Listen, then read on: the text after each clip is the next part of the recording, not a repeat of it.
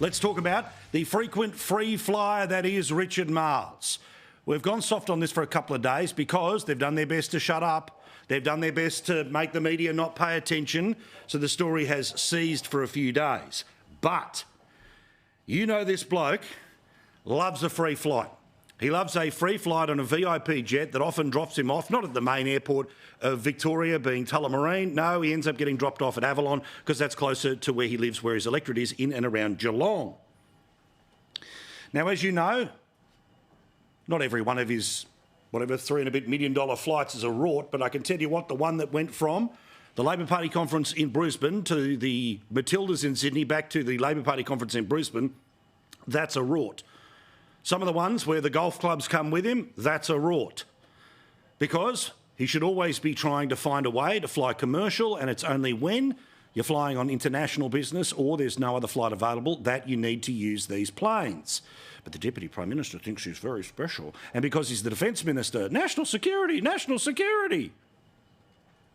Every place I have been, everything I have done has been in pursuit of my duties. We will release as much information as we can within the bounds of the national security advice. I stand absolutely by every flight I have ever taken. National security. Special purpose aircraft is a critical function. Now, they're not special service aircraft. That's sort of the wanky internal terms that they use when they're trying to go around the petty cash lady in, or man, or they, modern program, we support the 21st century. Well, of course, but the reality is that it's a VIP. It's the private jet. It's a taxpayer-funded jet, the one that costs disproportionately more than any commercial jet that's available at any one time. Well, it seems that the bloke who says, I want to hand over all the documents, I'm more than happy for anyone to know what's going on here, is doing exactly what the Albanese government does at every turn. Remember, we've told you that just 20% of the documents that the Senate in the entirety of this government have asked for have ever actually been produced. And even then, when they are produced, they're like what the Treasurer produced earlier this week, which is a whole bunch of black lines, so you can't really know what's going on.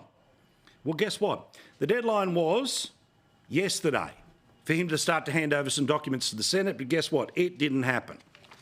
Instead, according to the reporting of Samantha Maiden, who's been the one relentless on this story, Defence Minister Richard Marles has refused to provide a copy of new guidelines governing his RAF VIP flights or passenger manifests to the Senate, citing advice from spy agencies including ASIO.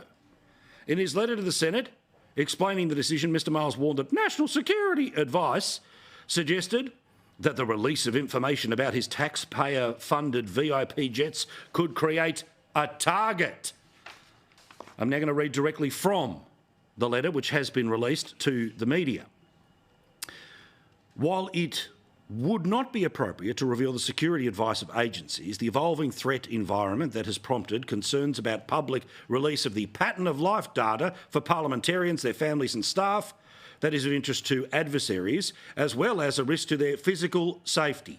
Let me translate this BS for you. Richard Marles thinks that if you were able to know how many times he flew on a private jet and to where he used that private jet, then potentially military adversaries or terrorists would then be able to work out, geez, he spends a lot of time in Brisbane, geez, he flies a lot to Perth, so therefore there would be a possibility or an opportunity of attack there. Now, that is just rubbish. Now, every politician in the country for decades has had to eventually tell us where they go and why.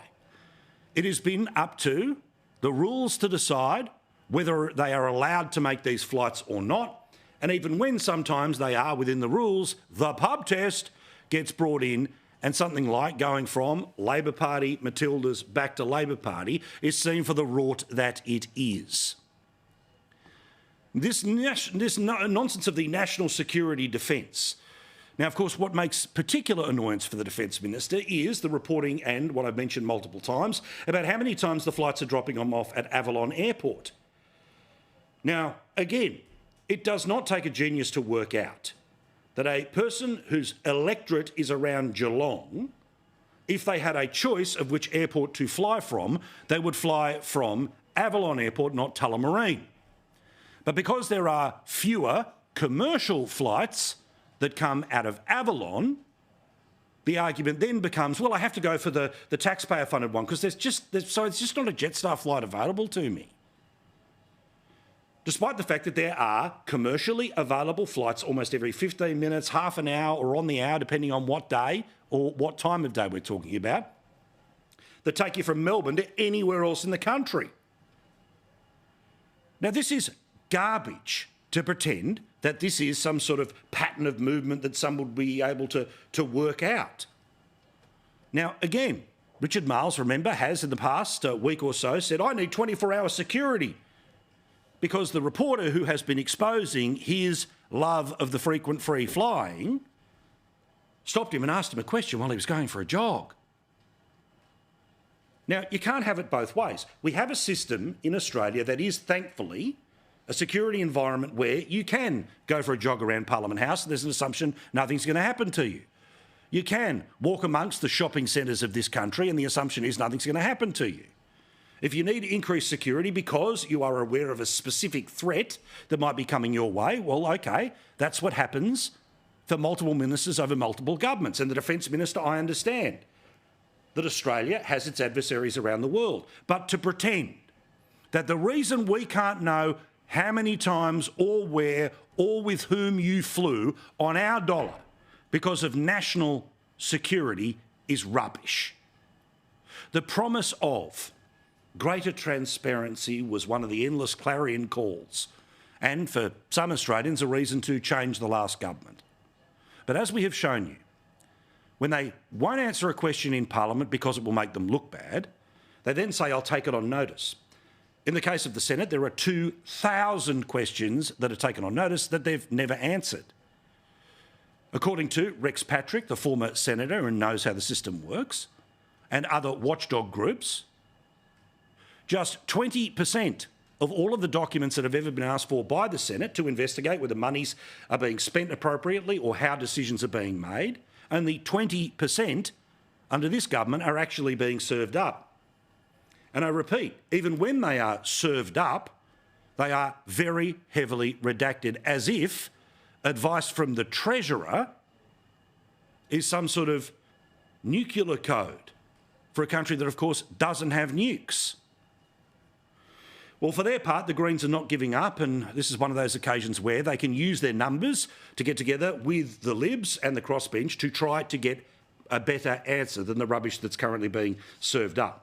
The Greens have voted with the Liberal and National Party, along with other members of the crossbench, to try to force this bloke to actually give some serious information, to give some real information.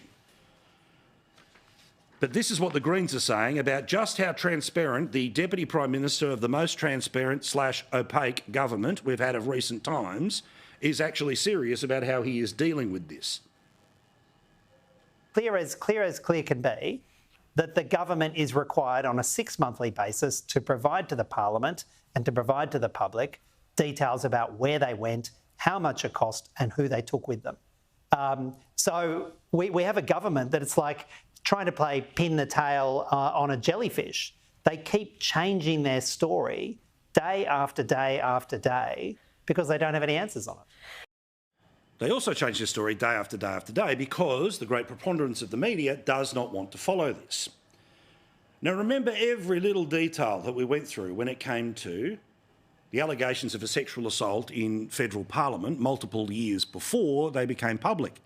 There wasn't an hour, there wasn't a minute, there wasn't a day that didn't go by when any and everyone with access to a keyboard, a microphone or a camera was playing Canberra Columbo. Who knew what and when? On what day were you advised of this, that or the other? Question after question after question after question after question. Yet on this one, nothing. There are a couple of journalists here or there, programs like this that will continue to talk about it, but their assumption is that the train has moved on. But the train can't move on because they promised something different. Yet today, in question time, not one question from the opposition to Richard Marles about why he wouldn't hand over the information, in part because, I'm sorry to say, some games that the opposition and government got together to say that advice from organisations like ASIO or the Defence Department, it's not in the public interest for us to know. Therefore, of course, giving cover for him to continue to pretend national security is the reason you can't know how many times he took a private jet when there were plenty of other commercial flights available, either at his local airport of Avalon or down the road via chauffeur, by the way, in Melbourne. They might want us to shut up, but we're not about to.